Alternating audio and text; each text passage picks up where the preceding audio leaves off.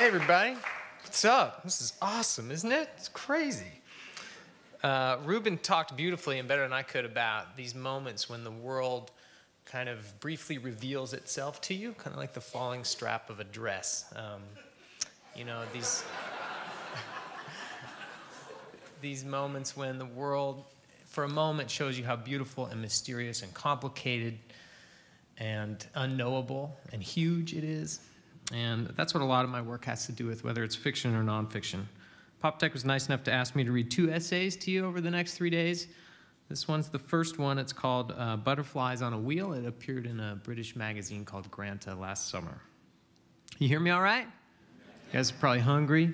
That thing back there said think fritters or something about my name, didn't it? Lunch is coming. All right, Butterflies on a Wheel. Between 1995 and 2005, because of graduate school, jobs, wanderlust, and love, I moved across America 16 times.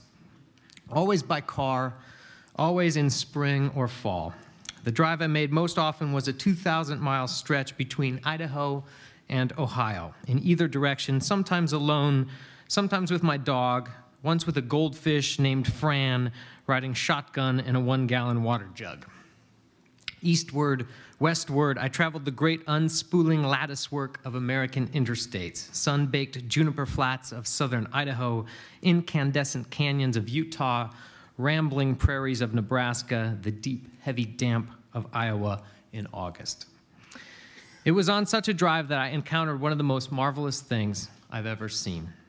I was crossing the western half of Wyoming, my car shuddering in a crosswind, big rafts of cumuli cruising above the highway.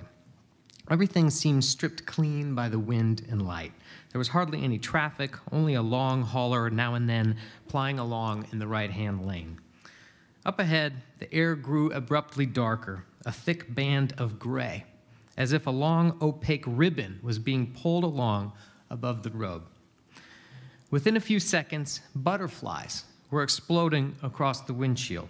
The air was thick with them. They cartwheeled over the hood, pieces of their wings lodged and vibrated in the wipers. For maybe a minute, at 60, then 50, then 40 miles an hour, this kept up. Thousands of butterflies breaking over the front of my Subaru. Sometimes their bodies seemed to simply pulverize, as if there were no liquid element to the creatures at all, just a wash of gray powder across the glass. I decelerated to 30, to 20. When I was finally through the band, I pulled onto the shoulder, got out, and walked back up the highway. I was maybe 1,000 miles from where I had started the day before, and nearing that shaky, long-distance daze I would sometimes slip into when I'd feel as though my brain was trailing miles behind my body. Butterflies, a long, shimmering curtain, millions of them. They practically blotted out the sky. I felt as if some secret had torn free from the earth, something very private and old, something much larger than myself. I'd had feelings like this once or twice before, in the water off southeast Alaska, watching the wide, impossibly long silhouette of a humpback whale flow beneath my kayak. Another time in the Gulf of California, watching a fisherman reach over the stern of a boat and seize the thrashing bill of a marlin with a gloved hand, and feeling in my bare feet the sleek, hard flank of the fish striking the underside of the boat. These were feelings that seemed to suggest the world possessed quantities of power I would never understand. The butterflies coursed on and on. Some landed on fence posts, on the asphalt, on the roof of my car. A few landed on my sleeve and beat their wings carefully, thoughtfully, their bodies seeming to quiver in the wind. Every now and then, an 18-wheeler barreled past, its wipers smearing back and forth, and a wreckage of insects tumbling in its wake. I stood on the shoulder of I-80 for maybe 15 minutes, watching the tail end of the swarm, staring up into a river of insects, staring up into the limits of my own understanding.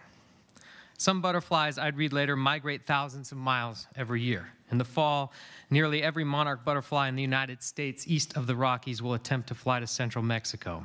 After particularly rainy winters, painted lady butterflies migrate in the other direction, from Mexico into California in their billions.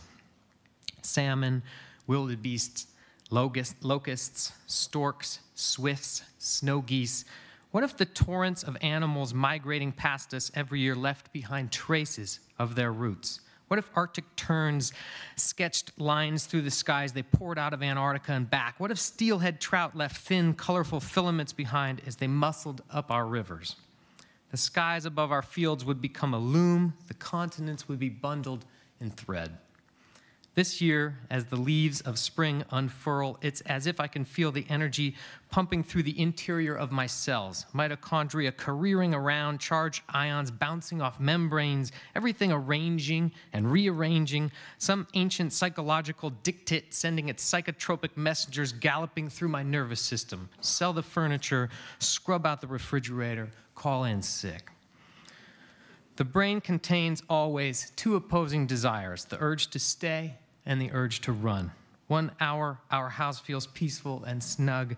The next, I'm yanking open windows at 2 in the morning with my heart thudding against the darkness. 16 trips across the United States, a windshield grimed with heat and fingerprints, a grill caked with dust and insects, and I still think about those butterflies resting for a moment on my sleeve, a 10-second lull in a merciless journey. Thanks a lot.